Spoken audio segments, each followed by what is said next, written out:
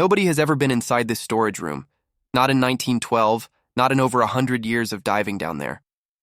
But today, something changed. A drone just showed us what the ocean has been hiding for more than a century, and what it found doesn't match anything we thought we knew about the Titanic. You know the story. April 14th, 1912. The ship they said could never sink went down in the freezing Atlantic. More than 1,500 people lost their lives that night. It became the most famous shipwreck in all of history. Songs were written about it, movies made about it, books filled library shelves trying to explain what happened and why. For over 100 years, people have been going down there. Explorers, scientists, filmmakers with cameras, they've mapped the wreck from bow to stern. They've brought up dishes, shoes, pieces of the grand staircase. They've told us stories about the people who sailed on her, the rich and the poor, the dreamers who thought they were heading to a new life in America. But here's the thing. There was always one place nobody could get into. One room that stayed locked up tight, buried deep in the ship's belly. The cargo hold workers called it Storage Room E. It wasn't on the tour maps. It wasn't part of the fancy first-class areas, or even the basic third-class sections. It was just a room, tucked away where freight and supplies were supposed to be kept. Nothing special, right? Wrong.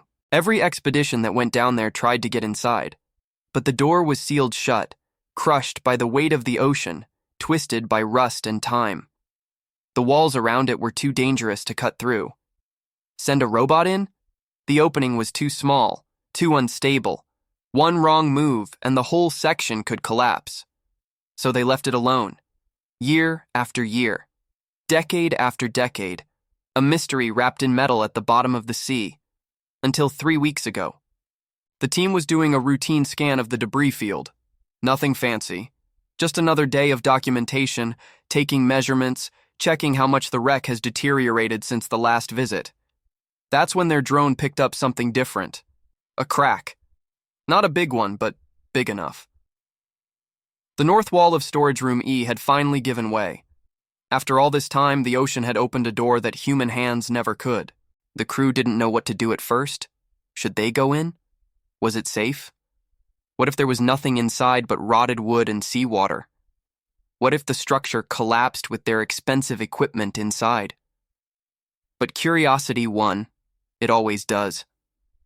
They programmed the drone to approach slowly, carefully, like a cat creeping up on something it doesn't quite trust. The camera pushed through the opening. Darkness. Total darkness. The kind that presses against your eyes even through a screen. Then the lights kicked on, cutting through water that hadn't seen illumination since the Titanic was still floating on the surface, still full of people laughing and dancing and eating fancy dinners. And that's when they saw it. The room wasn't empty. It wasn't full of boring cargo boxes or rotted life preservers. Right there, sitting on what used to be a wooden shelf, was a camera. An old-fashioned camera, the kind from the early 1900s. Big, boxy, made of brass and dark wood. The kind you had to set up on a tripod and prepare carefully before taking even one photograph. But here's where it gets strange. This wasn't a camera just sitting there because someone forgot it. This camera was still set up. The lens was open, pointing forward like it was in the middle of being used. Like someone had been standing right there, looking through the viewfinder, about to capture something important. Who sets up a camera in a storage room? Who takes the time to position it carefully, to adjust the angle just right, then walks away and leaves it there? And more importantly, what were they trying to photograph? The team guided the drone closer. They needed to see more, and that's when they noticed other things. Strange things. Things that didn't add up.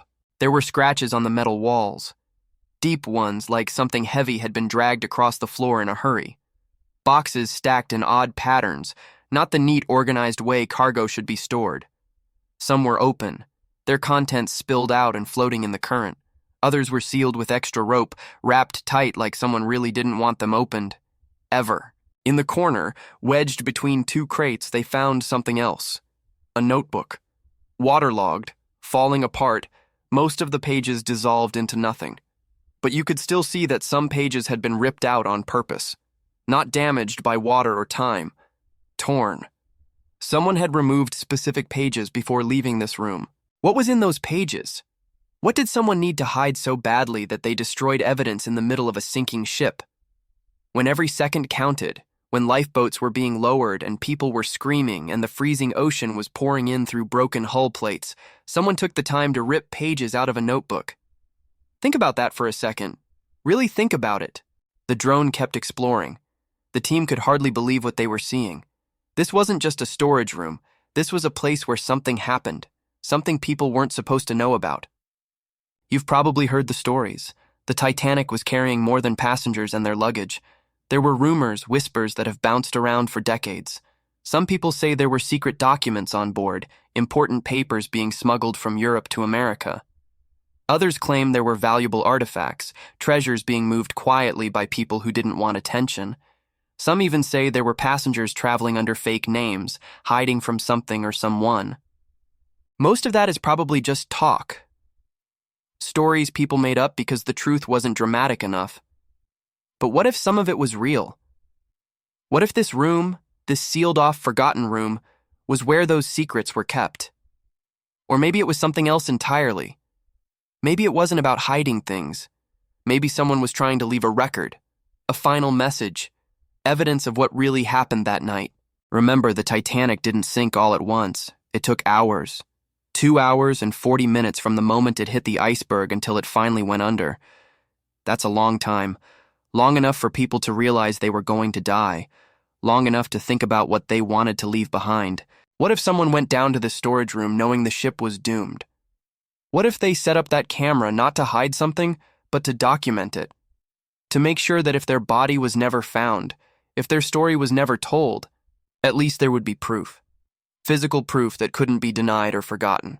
The drone moved around the camera, trying to see what it was pointed at. The lens was aimed at the far wall, toward the back of the room where the shadows were deepest. The team adjusted the lighting, brought the drone in closer. That's when they saw the grate. Set into the floor, partially hidden by fallen debris, was a small metal grate, the kind that usually covers a drain or a ventilation shaft. But this one was different. It had been pried open, the edges bent back like someone had forced it with a crowbar or a heavy tool, and the camera was pointed directly at it. Not at the walls, not at the door, not at the boxes or the notebook or anything else in that room. Just at that grate, at that dark opening in the floor. The team tried to position the drone to look inside. They needed to see what was down there. What was so important that someone's last act on a dying ship was to set up a camera and point it at a hole in the floor? But that's when the signal cut out. Technical failure, they said later. Interference from the metal structure, maybe corrosion in the drone systems, possibly just bad luck. The video feed went black. The controls stopped responding. And when they finally got another drone down there 3 days later, the opening in the wall had shifted, sealed itself up again with falling debris. Storage room E was locked once more, so now we're left with questions. So many questions. After 112 years, we finally got a glimpse inside the room that nobody could enter. And instead of answers, we found more mysteries. A camera that someone set up on purpose, a notebook with torn-out pages, boxes sealed tight with extra rope, scratches on the walls that suggest panic or urgency, and a grate in the floor, pried open, with a camera pointed right at it. What was down there? What did that camera see before the ship went under and the ocean swallowed everything? Was it trying to capture evidence of something being hidden? Or was it documenting something being discovered? Think about the person who set up that camera. They knew the ship was sinking. They knew they probably wouldn't survive. But instead of running to the deck, instead of fighting for a spot on a lifeboat, they went down to a cargo room in the belly of the ship and carefully, deliberately, set up a piece of equipment to record something. That's not the action of someone who's panicking. That's not random. That's purposeful. That's someone who believed what they were doing was more important than their own survival. What could be that important? Maybe we'll never know. Maybe that room will stay sealed for another 100 years. Maybe whatever was beneath that grate is gone now, dissolved by salt water and time. Maybe the camera captured nothing but shadows and rust. Or maybe, just maybe, there's still a secret down there. Something the Titanic carried to the bottom. Something someone tried desperately to record before the end. After 112 years, a sealed room on the Titanic finally opened. And perhaps it didn't want to be found. Perhaps some mysteries are meant to stay buried. The camera was pointing at something. The question is what?